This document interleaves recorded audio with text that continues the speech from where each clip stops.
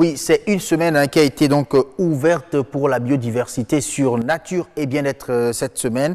Et donc ce soir, on va boucler la boucle avec Monsieur Patrice Sagbo, naturaliste. Avec lui, nous allons parler de la biodiversité, la protection durable de cette biodiversité. Comment faire, comment l'homme doit agir désormais pour satisfaire ses besoins aujourd'hui et en même temps garantir la satisfaction des besoins des générations à venir. C'est de cela que nous allons parler dans un instant sur Nature et Bien-être. On suit d'abord le reportage et on revient. C'est un écosystème qui regroupe plusieurs espèces animales, végétales, de même que des micro-organismes. La biodiversité représente à ce jour la seule ressource permettant à l'homme de satisfaire ses besoins fondamentaux. La biodiversité sert à protéger, sert à conserver, sert à l'approvisionnement. Il y a des éléments de la biodiversité que nous mangeons. Je dis nous mangeons, je parle des hommes, des animaux. Il y a des éléments de la biodiversité que nous utilisons pour nous soigner, par exemple. Elle est malheureusement menacée aujourd'hui du fait du changement climatique, de la forte pression démographique et surtout des activités humaines. Dans aucun pays du monde, la biodiversité ne se porte mieux. Je le dis parce que les gens ont besoin de la ressource pour vivre. De ce fait, ils font de la collection, ils font des prélèvements.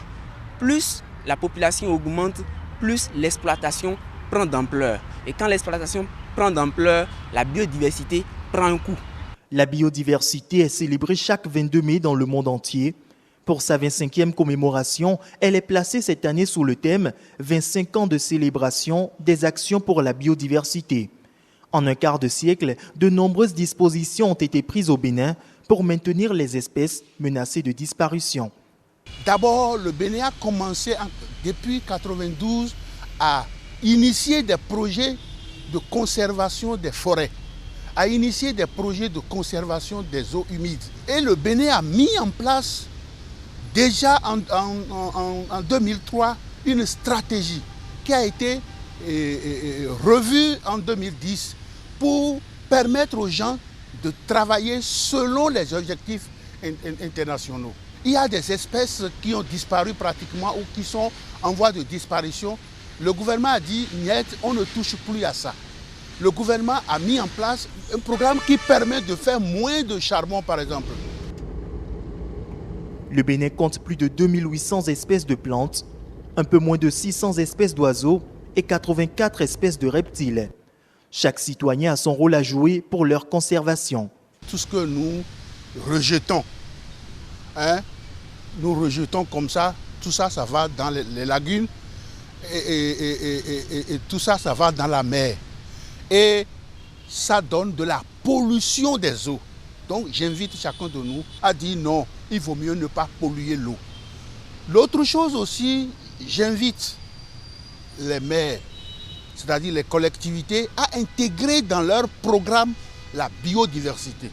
Mais l'autre élément, c'est que la jeune génération, les élèves, les écoliers, voilà la cible qu'on doit utiliser pour que demain soit encore meilleur pour cette biodiversité dont nous vivons. La biodiversité nous concerne au premier chef, car la biodiversité, c'est nous et tout ce qui vit sur Terre. Oui, merci beaucoup à Rodrigue Babagbeto et Amadine Aniabossou pour ce reportage. On revient en plateau avec M. Patrice Sagbo. Bonsoir. Oui, bonsoir, monsieur le journaliste. Merci beaucoup d'avoir accepté notre invitation. Je sais que quand c'est la biodiversité qui vous appelle, c'est que vous laissez toute activité, c'est tout travaux cessants et vous êtes là. Oui. Nous vous en remercions vraiment. Mais on a suivi tout à l'heure dans ce reportage, un des intervenants disait plus la population augmente, plus l'exploitation prend d'ampleur, c'est-à-dire l'exploitation de la biodiversité prend d'ampleur. Dans le même temps, on nous parle de la gestion durable, de la protection, c'est qu'il faut garantir aussi l'avenir et tout. Comment faire aujourd'hui? Comment est-ce que l'homme doit agir aujourd'hui pour vraiment établir l'équilibre? Voilà, donc c'est cette question qui a amené cette année les Nations Unies à choisir le thème « Notre biodiversité, notre alimentation, notre santé ». C'est toujours en recourant à l'objectif premier de la Convention sur la diversité biologique qui veut dire conservation, utilisation durable, partage des bénéfices découlant de l'utilisation des ressources. C'est ramener à notre esprit pour dire qu'est-ce qu'on appelle biodiversité. Il faut le dire à tout le monde. Chers consommateurs, toi qui es directeur, toi qui es ministre, député, qui que tu sois, la biodiversité, c'est ce que tu manges tous les jours. C'est l'eau que tu bois. C'est le poisson, c'est la viande, c'est les plantes médicinales, c'est les fruits, c'est les légumes, c'est le maïs, c'est tout ce qui est autour de ça. Il n'y a pas autre chose. Et c'est ça qui te met en équilibre sur le sol. Mais sa maison, c'est la nature. Lorsque tu te mets à détruire la nature, tu détruis ce qui te nourrit. Lorsque tu pollues la nature, tu pollues ce qui te nourrit. Mais où est-ce que tu iras? J'ai vécu une expérience extraordinaire avant le 28 avril, après le 28 avril, jusqu'à présent. Et je sais que nos populations, nos cultes, religions, même les médias sont sensibles à des sujets qui les préoccupent. Donc, cette sensibilité que vous avez pour les élections, ayez la même sensibilité pour ce qui vous nourrit, ce qui vous protège. C'est ça. Dans les églises, chaque jour, on doit dire, on prie pour que la biodiversité se porte bien. Dans les médias, vous le faites déjà très bien. Vous devez intensifier cette sensibilisation-là. Dans les cultes, les lieux de culte, n'importe où, on doit s'agenouiller pour dire merci biodiversité de nous avoir nourris, de nous avoir soignés, de nous avoir donné de l'eau pure. Sinon, c'est que ce que nous regardons aujourd'hui, nous voyons, est alarmant. Oui, alors vous avez vu le rapport sur la biodiversité qui parle de 1 million d'espèces en extinction. Lorsque c'est en extinction, c'est que ça ne revient plus. C'est alarmant. Et c'est 1 million d'espèces en extinction. En extinction. Et ils ont parlé plutôt il y a surtout les insectes qui sont comptés, et même l'espèce humaine aussi fait partie. Regardez, lorsque tu pollues ce que tu manges, c'est la chaîne. Toi aussi, tu seras pollué, tu vas mourir. Il n'y a pas de médicament pour toi lorsque tu prends poison. Donc c'est ça. Nous polluons tous les jours les nappes, les eaux continentales. Nous polluons tous les jours les mers. On pollue partout et nous voulons manger. Et les espèces ont des équilibres entre eux. Lorsque une espèce manque, ça crée un vide et ça crée des catastrophes. Qui va gérer ça? Donc on est obligé de parler tous les jours de manière intense pour que les gens puissent prendre conscience de tout ça là. Et si c'est l'homme qui détruit, c'est l'homme qui va réparer aussi.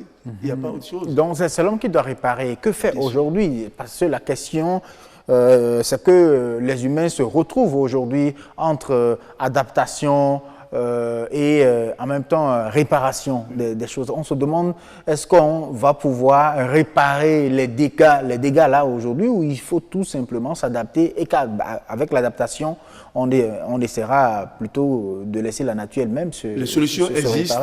Quelles sont ces solutions? Nous les connaissons. Donc on nous demande d'avoir des solutions de transformation durable et profonde.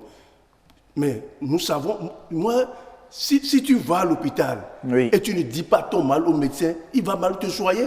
Nous savons très bien que tous les jours, nous détruisons beaucoup d'arbres pour fabriquer du charbon, non? Est-ce qu'on va nous dire ça encore? Il faut trouver des solutions alternatives pour réduire cette pression sur les bois, surtout qu'en lieu et place, on ne met rien du tout.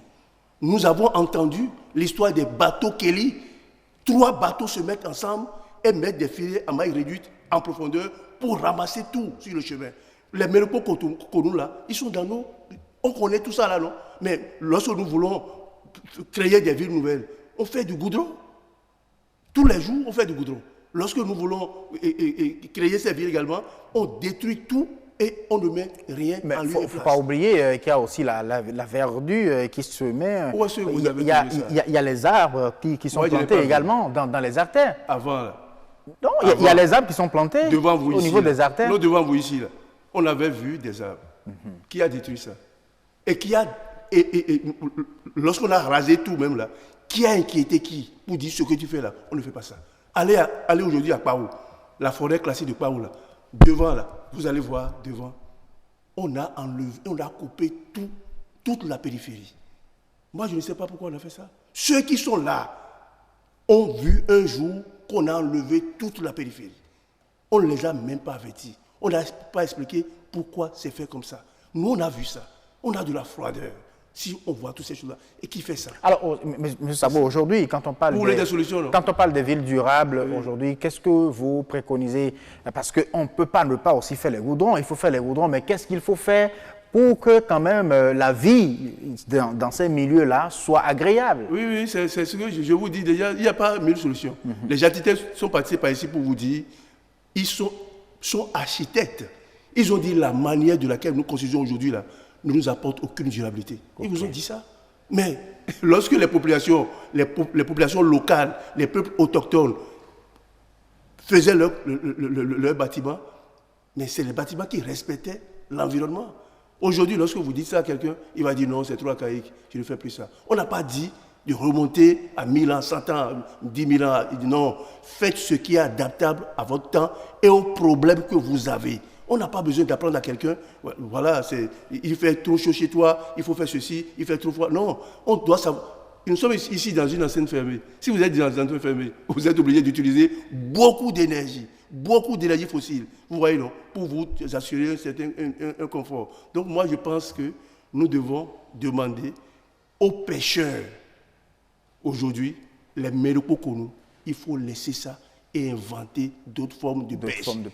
On va demander à mes frères chasseurs qui sont à Zogodome, vous passez tout le temps, vous voyez du gibier à la mer, mais des gibiers empoisonnés, parce qu'on utilise des poudres pour aller tuer ces gibiers-là, et c'est ça que nous mangeons. On va demander à ceux qui amènent les sacs de bois, de charbon ici, il n'y a pas de problème. On a accepté la cueillette, mais on a vu que ça a dépassé la limite de la cueillette pour devenir business. Vous devez produire les arbres.